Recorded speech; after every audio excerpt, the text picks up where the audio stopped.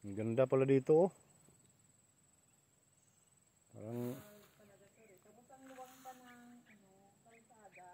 oo. Yan na kasi yung kuan eh, dadaanan papuntang Sambales. Sambales, pag ano na, Pero 10 kilometers pa yung walang kuan, may rough road pa. talagang po pag punta ka ng Sambales, from Manila, Pero yung Tarlac Sambales tapos na yata. ay di, dito sa dito sa Pangasinan din yun. Para hindi na pupunta ng Alaminos, ang layo pa yan po eh. Oo. It takes, kasi taga-Bani kami, almost, 2 hours, kamo na lang. Pag mga regular hours, kasi madaling araw kami galing doon. 4:30. Kaso lang matatarik dito. Medyo. Pero mas matarik pa po sa Sagada. Oo. Kasi nasubukan na rin namin. Sa Baguio. Kung nakarating na kayo ng Baguio, mas makuan Oo, dito. karating na kami ng Baguio. Sa Sagada nga po eh. Sagada, umikot kami from Baguio, Sagada, going to Banawe. Walang problema, kayang-kaya na. Kami ng Nueva Ecija. Saan ka galing? Galing po kami ng Bani po. Bane? Oo. Parang nag-ano kami, talagang, Nagtour lang. oo, parang nag-road, din. Kami rin lang na 4. Trippings Para lang. kapag inaantok, mahiga na lang sa upuan. May Trippings. dala na rin pagkain para pag nagutom, at least anytime, anywhere. Trippings lang talaga. Opo. Kasi, habang pa, Kaya yan doon sa may kuan. Sa papuntang Mapita, mas malapit dito yung Saan po Mapita. ang Mapita ba talaga? Yan. Diyan na. Itong area na to, yung kuan sa yung may kampo diyan, yung likod niyan Mapita, bababa lang kayo. Tapos angat na naman. Pero anong mas matarik po? Dito o doon? Again, Ito yung mas matarik, mas medyo pare-parehas lang sila. ay pare-pareha. Oo. Mas matarik yung mga kuan Bagyo ah.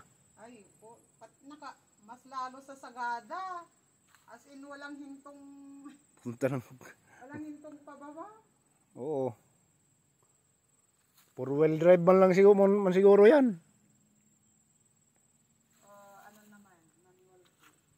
Kaya nga, yung kung four wheel drive, manual, walang problema. Ayan o, kita yung lahat ng kuan.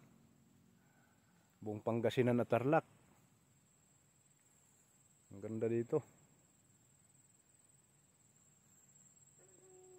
Sulit din pag pumunta dito Sulit talaga. Yun lang at pag medyo alanganin yung sasakyan mo, wag na. Ayun lang, talagang dapat kondisyon ng sasakyan na papunta dito.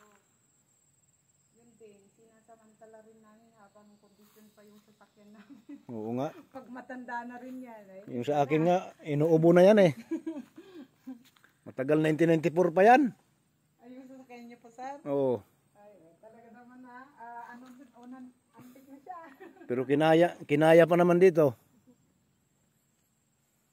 Pero taga saan ng niyo, sir? Late ako. Ay, Leyte. Kaya pala yung niyo, diction niyo is something na Oo. sa Bisaya.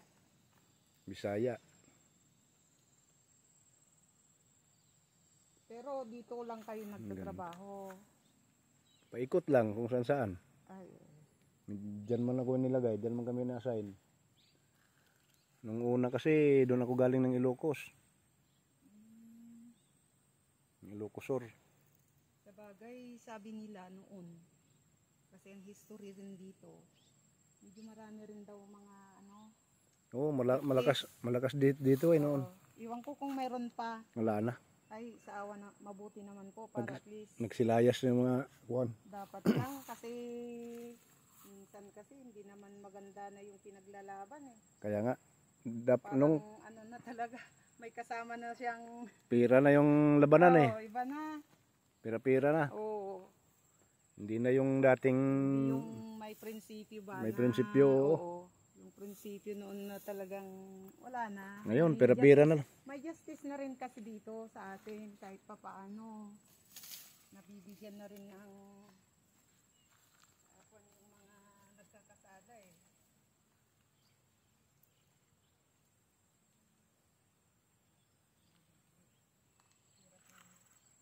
Ganda talaga oh. Hindi nakakaumay na tingnan eh. Oo.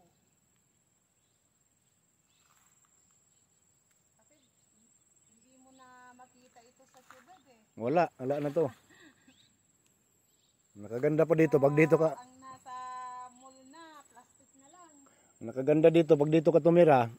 Alamig, ang ganda ng hangin. Oo nga eh. Doon sa banda roon kanina, para kang antukin. Ayan yung buong Pangasinan. Yung buong Pangasinan oh. Kita lahat dito. Sarap mamasyal dito.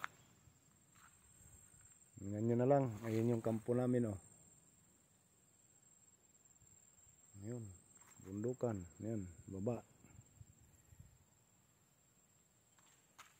Ayan. Baba na yung isa.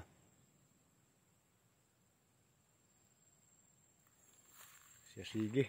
Tapos na.